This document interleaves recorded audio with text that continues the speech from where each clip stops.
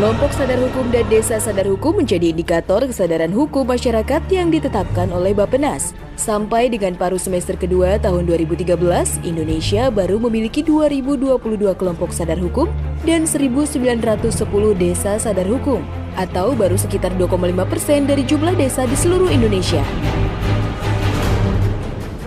Tentu angka ini akan terus bertambah mengingat program pembinaan kelompok Kadarkum dan Desa Sadar Hukum terus digalakan oleh Pusat Penyuluhan Hukum (BPHN) melalui kantor wilayah Kementerian Hukum dan HAM di seluruh Indonesia.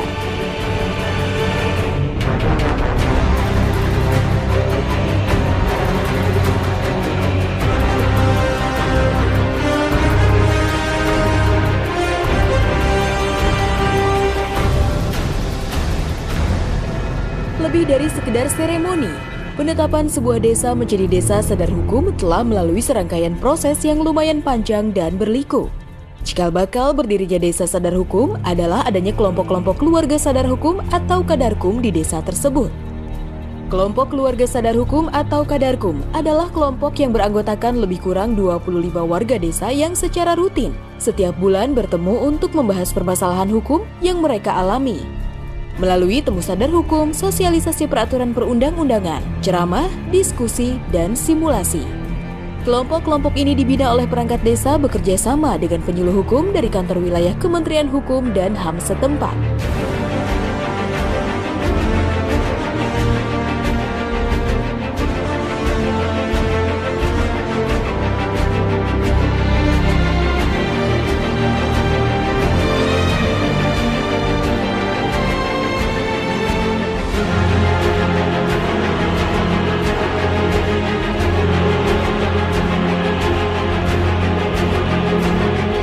Ada beberapa kriteria agar sebuah desa atau kelurahan untuk diresmikan menjadi desa sadar hukum. Seperti pelunasan kewajiban membayar PBB mencapai 90% atau lebih. Tidak adanya perkawinan di bawah usia berdasarkan ketentuan dalam Undang-Undang Nomor 1 Tahun 1974 tentang perkawinan.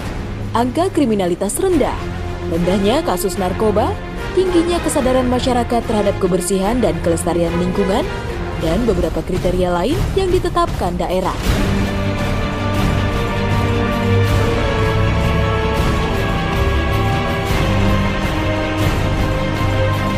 Pembentukan desa sadar hukum diawali dengan penetapan suatu desa atau kelurahan yang telah memiliki kelompok Kadarkum sebagai desa binaan.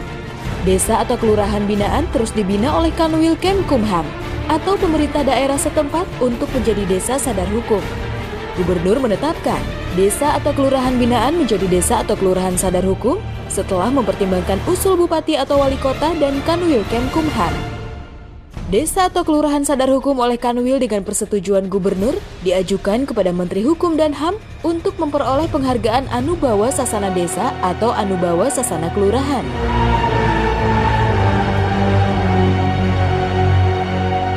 Desa sadar hukum merupakan wujud nyata dari kesadaran hukum masyarakat karena memenuhi kriteria-kriteria kesadaran hukum sebuah desa dan telah menjalani proses panjang. Dari pembentukan kelompok Kadarkum, desa binaan hingga akhirnya memperoleh penghargaan Anubawa Sasana Desa atau Kelurahan.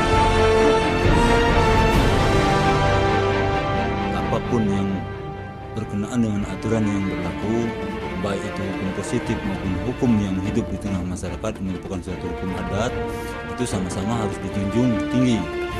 Dan bagaimana proses untuk mentaati itu, maka kita pun dari pihak pemerintahan desa ada berbagai macam upaya yang harus kita lakukan.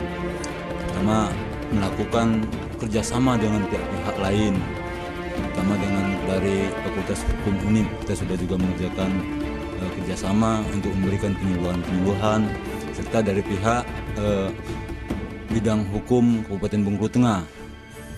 Nah, beban-beban yang dimiliki oleh kami sebagai desa sadar hukum ini tentunya bukannya tidak ada masalah di tengah masyarakat, tapi kami menganggap bagaimana menyelesaikan permasalahan itu yang timbul di tengah-tengah masyarakat itu.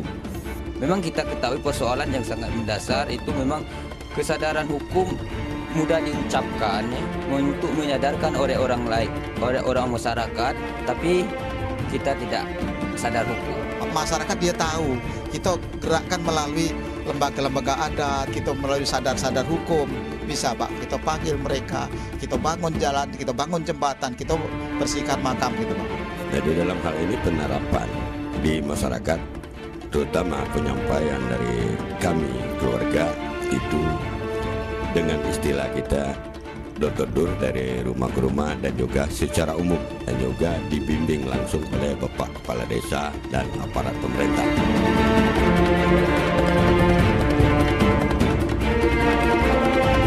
Dari perspektif modal pembangunan, keberadaan kelompok Kadarkum dan Desa Sadar Hukum bisa menjadi modal sosial dalam pembangunan. Modal sosial adalah keberadaan dari serangkaian nilai-nilai atau norma-norma informal tertentu yang dibagikan di antara anggota-anggota dari kelompok yang membuat kerjasama di antara mereka. Modal sosial timbul karena kepercayaan di antara masyarakat tersebut. Masyarakat yang memiliki modal sosial yang tinggi cenderung bekerja secara gotong royong, guyup, merasa aman untuk berbicara, dan mengatasi perbedaan-perbedaan di antara mereka.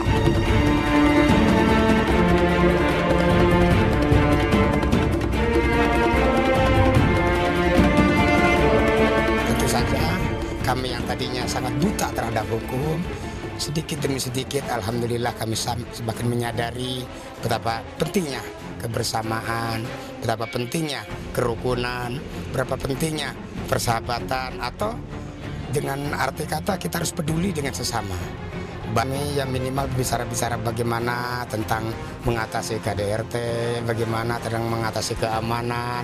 Jadi semuanya itu Pak sangat-sangat bermanfaat khususnya bagi desa kami gitu kan. Alhamdulillah kami rasakan memang benar-benar keadaan desa Deniang dari tingkat kriminal alhamdulillah sudah bukan sekedar menurun Pak, bahkan bisa dikatakan tidak ada, walaupun ya mungkin yang kecil pasti ada gitu. Ada tim-tim tersendiri di RT-RT sama di dusun-dusunnya sudah ada. Sudah dibikin itu tim-tim tersendiri. Jadi di dusun ini satu kelompok, di RT sini satu kelompok sudah ada. Dan semua ketua satu desa itu ada juga yang istilahnya ketua utamanya gitu. Masalah-masalah kecil itu bisa diselesaikan secara pribadi-pribadi dengan pihak kedua, pihak ketiga gitu, sampai kemana-mana gitu.